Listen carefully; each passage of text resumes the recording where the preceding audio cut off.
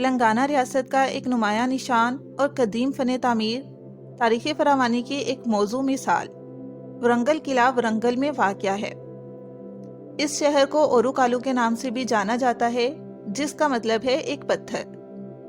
مقامی لوگوں کا خیال ہے کہ یہ شہر قرون وسطیٰ کے دور میں ایک چٹان پر بنایا گیا تھا۔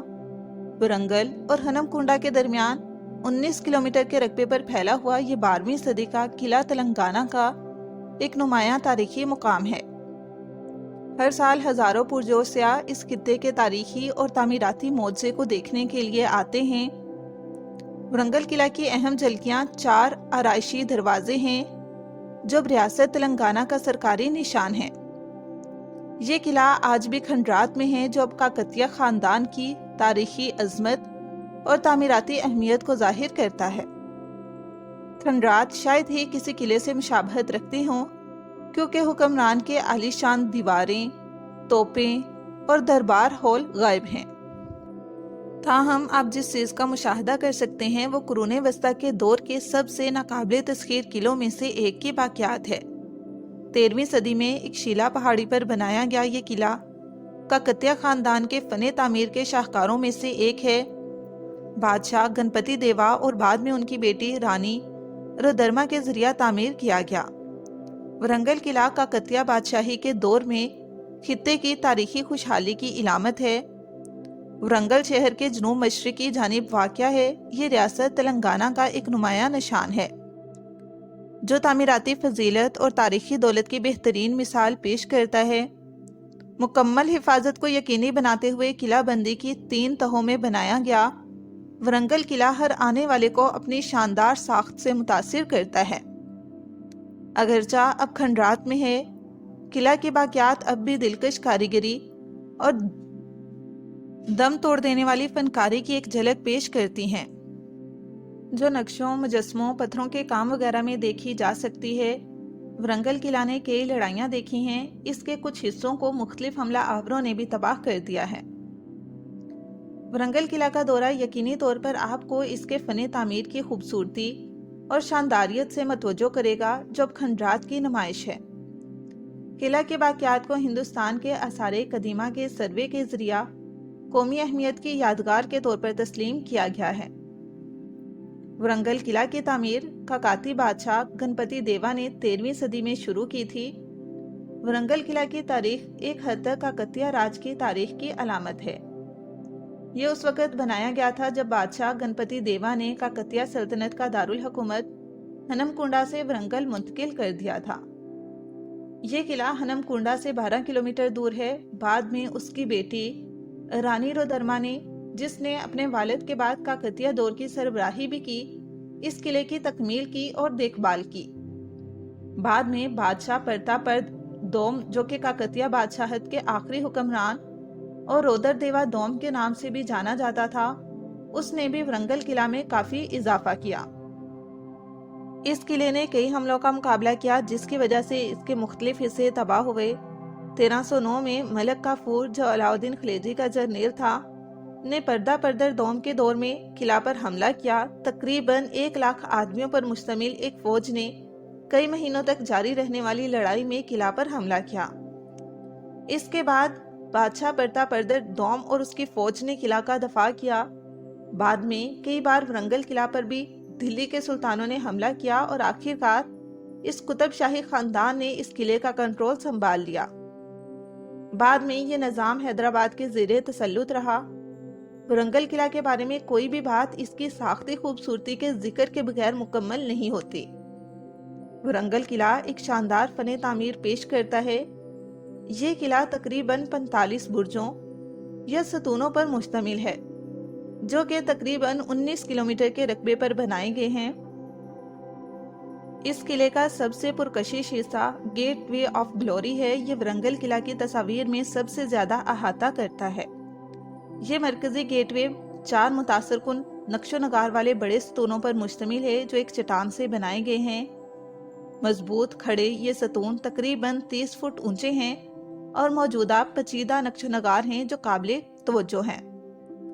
یہ شاندار گیٹ ویز، جنہیں کیرتی توران بھی کہا جاتا ہے، جنوبی ہندوستانی طرز تعمیر کی نمائندگی کرتے ہیں۔ किला के वस्त में एक मंदिर है जो मादर धरती के लिए वक्फ है, जिसका नाम स्वयंभू देवी अलाइम है। कहा जाता है कि मंदिर कुतुब शाही बादशाहों ने बनाया था। इसके शानदार नक्शो नगार हर आने वाले को दिलचस्पी देते हैं। यहाँ की एक और अहमियत का मंदिर शंभू लंगेश्वरा मंदिर है। ओपन एयर म्यूजियम के सामने वाक़या ये मंदिर भगवान शिव के लिए वक्फ है। ओपन एयर म्यूजियम किला के बीच में वाक़या है। वरंगल किला 3 तहों वाली किलाबंदी का हामिल है। किला की 3 गोल दीवारें हैं जिसने मजबूत दफा बनाया। वरंगल किला की पहली दीवार रुद्रमा देवी के दौरे हुकूमत में बनाई गई। ये एक मिट्टी की दीवार है जिसका कतर 2.4 किलोमीटर है। इस दीवार के इर्द गिर्द तकरीबन 150 फुट चौड़ी खाई है जो किला की बैरूनी हदूद का काम करती है। मिट्टी की दीवार और खाई के बाद दूसरी दीवार पत्थर की दीवार थी जिसका कतर 1.21 किलोमीटर था। यह दीवार बड़े पैमाने पर ग्रेनाइट पत्थर के साथ तामीर की गई थी जो एक दूसरे के साथ मिलकर लगाई गई थी। ये फन तामीर के शाहकार की एक और निशानी को जाहिर करते हुए बगैर मार्टर के किया गया था। इस मजबूत अंदरूनी पत्थर की दीवार ने मरकजी हिस्से की हिफाजत की जिसे किला कहा जाता है। ये अंदरूनी दीवार बादशाह गणपति देवा ने बनवाई थी, लेकिन रानी रुद्रमा देवी के दौर में इसकी ऊंचाई बढ़ाई गई। इस 29 फुट लंबी दीवार में मुस्ततील शक्ल के 45 बड़े टावर थे। मिट्टी की दीवार की अंदरूनी तरफ 18 सीढ़ियां हैं। पत्थर से बनी ये सीढ़ियां किला के मुख्तलिफ मकामात तक रसाई फ्राहम करती थी। दीवार की तीसरी अंगूठी मिट्टी की दीवार है जिसका कतर 12.5 किलोमीटर है। ये मौजूदा वरंगल शहर को घेरे हुए है। वरंगल किला बहुत से खंडात पर मुश्तमिल है, खास तौर पर इसका मरकजी हिस्सा जिसे आसारे कदीमा के इलाके के तौर पर तस्लीम किया गया है। वरंगल किला की ज्यादातर तस्वीर उस हिस्से की एक झलक पेश करती हैं। शिव मंदिर के खंडात हैं। आप दीवार के स्लेब, दाखिली स्तून, छत के पैनल, महराब के आसार और बहुत से छोटे मज़ारात वगैरह भी देख सकते हैं। मंदिर के मरकजी देवता भगवान शिव को किला के जनूबी अहाते की तरफ एक मज़ार में रखा गया है। किला अहाते के अंदर आपको तालाब और मुख्तलिफ छोटे मंदिर भी मिल सकते हैं। ये वाक़यात किला की साख्त और काकतिया दौर की बसीरत पेश करते हैं। स्तूनों और दीवारों पर लिखी तहरीरें भी काकतिया बादशाहों के दौर के बारे में बताती हैं। वरंगल किला के खुलने के औकात सुबह 10 बजे से शाम 7 बजे तक हैं। ये हफ्ते के तमाम दिनों में खुला रहता है। वरंगल में हिंदुस्तानी शोहरियत रखने वालों के लिए दाखिला फीस 15 रुपये फी शख्स हैं। गैर मुल्की सियाहों के लिए एंट्री चार्जेस फी कस 200 रुपये हैं। वरंगल किला की तामीराती फजीलत की तारीफ करने के अलावा आप वरंगल किला में साउंड एंड लाइट शो से भी लुत्फ अंदोज हो सकते हैं। पहला शो शाम 6:30 बजे से 7:30 बजे के दरमियान मुनक्कद किया जाता है और इसे आमतौर पर तेलुगु में दिखाया जाता है। दूसरा शो 8:20 तक है और इसे अंग्रेजी में दिखाया गया है, जो देखने वालों को रियासत की तामीराती और तारीखी अहमियत के बारे में बताता है। लाइट एंड साउंड शो के टिकट बालिगों के लिए 40 रुपये और बच्चों के लिए 20 रुपये हैं। अगर आप हैदराबाद से वीकेंड पर जाने का मंसूबा बना रहे हैं और रोड ट्रिप आपकी ख्वाहिशात की फहरिस्त में है तो वरंगल किला का सफ़र एक शानदार ख्याल होगा।